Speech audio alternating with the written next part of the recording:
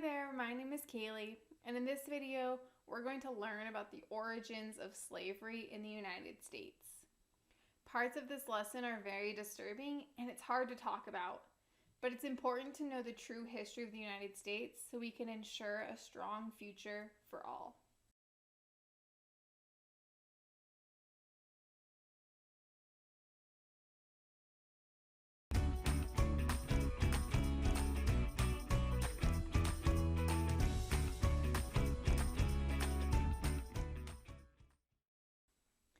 So let's start at the very beginning.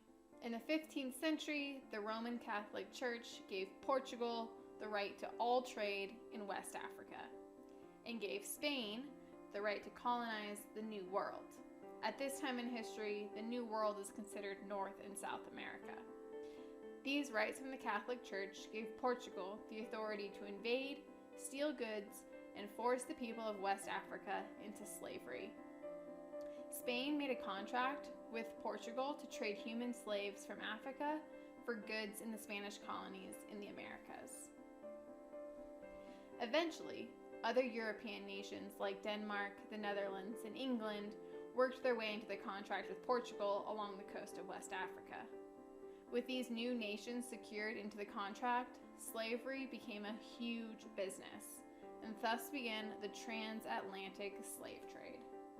The Transatlantic slave trade created the world's largest human migration ever, with 12.5 million, that's 125,000,000 men, women, and children from Africa captured and forced onto ships and brought across the ocean to the Americas. Let's look at the first enslaved Africans to arrive in the United States. In the year 1619, a Portuguese slave ship was sailing from the African country Angola with stolen Africa men, women, and children below deck. The Portuguese boat was headed for Mexico, where the slaves would be sold into a life of slavery. But at some point during the journey, the Portuguese ship was attacked by two English pirate ships and steered towards Jamestown, the capital of the English colony, Virginia. When the pirate ship docked in Port Comfort, there were nearly 20 Africans still alive on the slave ship. The governor of the Virginia colony and the merchant of Port Comfort traded the 20 enslaved Africans aboard the ship for food and provisions to the pirate ship. The sale of these 20 enslaved Africans in the year 1619 was the official start of slavery in what is now the United States. Before this time, forced labor, like slavery, was common in Europe. Before 1619, Europe and Africa had been trading goods and people across the Mediterranean Sea for hundreds of years. But during these years of trade among Africa and Europe, slavery was not based on race.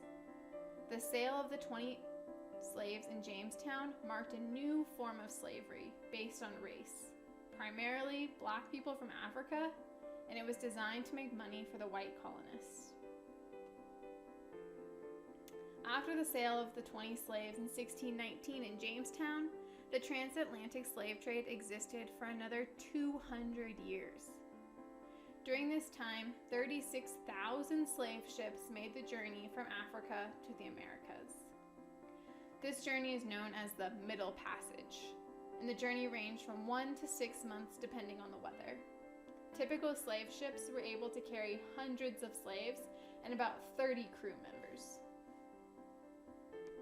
The enslaved Africans were forced onto slave ships and held below deck, with metal shackles around their arms and legs. The men were typically shackled together in pairs to save space, and the boats were extremely crowded. These chains were left on the Africans for the entire journey of the Middle Passage. Because slave ships were monitored by weight, the enslavers considered children especially good cargo. Since they were smaller, they were able to fit more bodies onto the ship. Children made up 26% of the enslaved Africans aboard the ships. On the slave ships, the captives were given one meal a day and no water. When food ran low, the crew would not feed the enslaved people. On many ships, the captives were not brought above deck for the entire journey, and conditions below deck were horrible, filthy, and dangerous. You have to realize there were no bathrooms below deck, no running water for bathing, no drinking water, and no food. Disease spread quickly below deck, and many captives died on the ship. For every 100 captives below deck, 15 of them would die before making it to America. Dead bodies were thrown overboard into the sea. Once the slave ships docked in the United States, the surviving captives would be led off the boat and prepped for sale. These sales were called auctions, and these auctions took place in town squares, at train stations, and even just the side of the road. Most captives were held in pens or prison-like cells before the auctions took place. These captives were not considered humans. Instead, they were seen as property or a good to be sold for money. The slave sales were very similar to livestock auctions that we see today. In 1808, nearly 200 years after the first slaves were brought to Jamestown, the Transatlantic slave trade was deemed illegal by the United States Congress. Since there were no more new slaves being brought into the United States, two things happened. Every child born to an enslaved woman would be born a slave, and slave auctions increased. This selling and transferring of slaves became known as the slave trade. The slave trade was a good business for white men in the United States in the 1800s, and many family fortunes were due to the profits made in the slave trade. But for the enslaved Africans, the slave trade was a horrific thing. Many enslaved families were torn apart, even infants being separated from their mothers and being sold to another slaveholder. The slave sales were so common that some slaves were sold over 6 times in their life. And the sales happened abruptly. Oftentimes, the enslaved people had no chance to say goodbye to their family before being sold and moved to a new plantation. While some plantations in the South were worked by hundreds of slaves, most plantations were smaller, and the owners had about 20 to 30 slaves. The living conditions of slaves in these rural or country settings depended on whether they were field slaves or house slaves. Most slaves worked in the field, but a select few would be brought up to work in the master's house as cooks, cleaners, butlers, and nannies for the master's white children. Field slaves and most house slaves lived and slept in small cabins, usually within their family group, but sometimes up to 10 people. They had very little furniture and often made beds out of straw and rags. Some house slaves were given a room in the main house.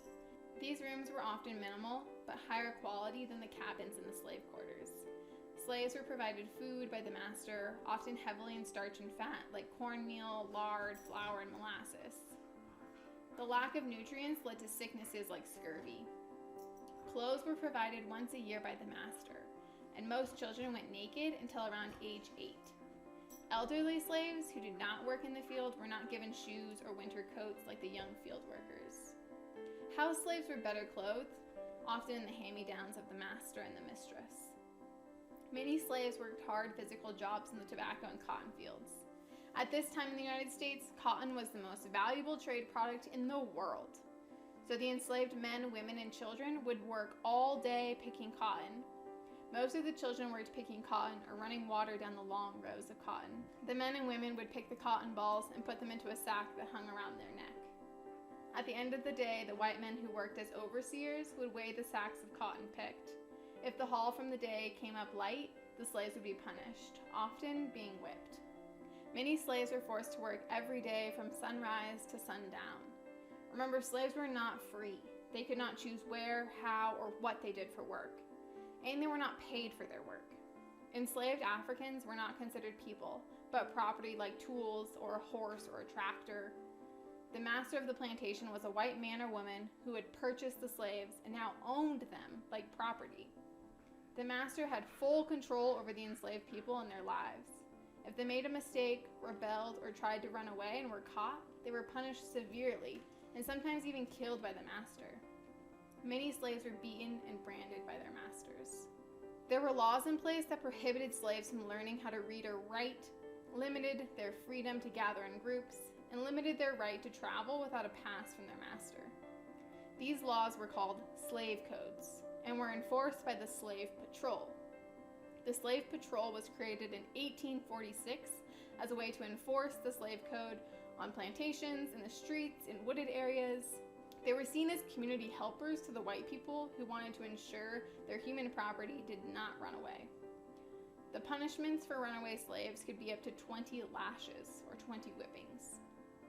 In 1776, after the Revolutionary War, all 13 colonies took part in the slave trade. But by 1804, all of the northern states had abolished slavery or were working to abolish slavery.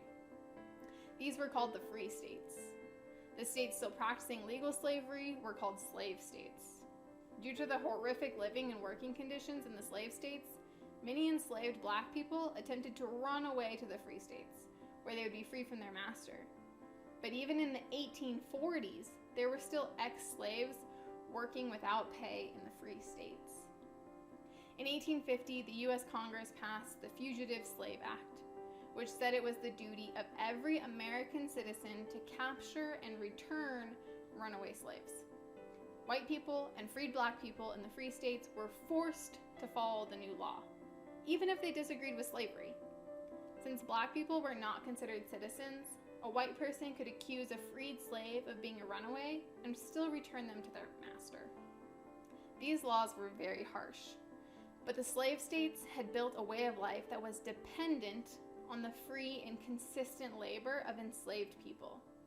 They knew that if they allowed slaves to run away and make it to the northern free states, their wealth and fortune would be lost.